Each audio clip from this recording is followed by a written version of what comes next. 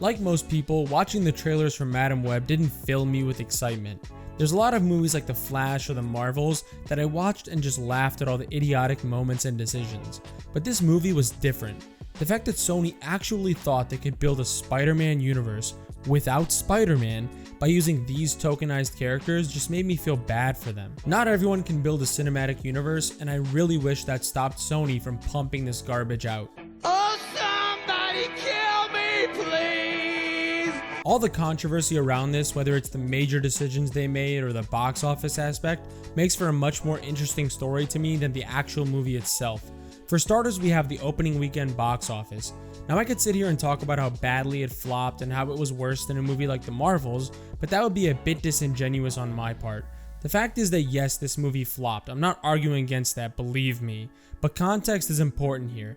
The budget for this was $80 million, and it pulled in $49 million during its opening weekend. That's bad, but it's nowhere near the level of movies like The Flash or The Marvels because of the budget. This movie needed about $240 million to break even, whereas a movie like The Flash needed around $660 million. So the fact is, DC spent way more money, leading to them losing a lot more than Sony is probably going to lose on this movie. Well, that sounds terrible. It is terrible. That being said, this is obviously not a win for Sony. They wanted to build a cinematic universe around these characters, and that seems pretty damn unlikely now. The fact is, they have nobody to blame but themselves here.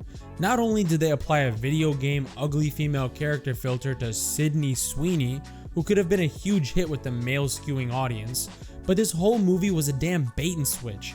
The so-called Spider-Women barely had a minute of screen time during some dream sequences and ending montage.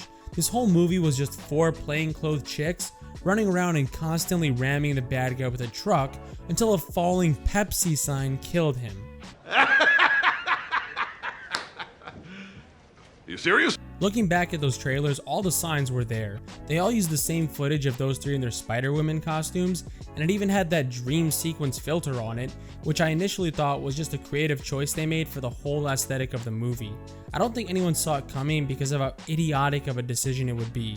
The actress can bullshit as much as she wants about how this made sense for an origin story, but the fact is all good origin stories still have the heroes in their costumes for a good part of the movie. Whether it's the first Iron Man, Batman Begins, or even Man of Steel, the heroes all had major action sequences in their costumes because that's what people want to see when they pay for a ticket to a fucking superhero movie.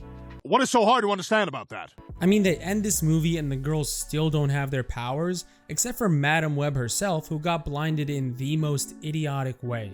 Some people are claiming this movie failed because of the female leads not appealing to a male audience, but I disagree. This movie failed because it fucking sucked, and because just like every good failure these days, it focused on characters nobody gives a shit about. It doesn't matter that they're women. What matters is that they're not unique or interesting characters. They're just tokenized versions of much better characters, and the audience is clearly not interested in seeing you bastardize Spider-Man's world to push your feminist girl power crap, Sony. That is so deeply pathetic. In a hilarious case of perfect timing, as this movie got dumped into theaters, we heard that the Silk TV show Writer's Room got the Daredevil Born Again treatment. A full-on reboot is on the way, apparently as a result of the success of shows like Reacher and Jack Ryan.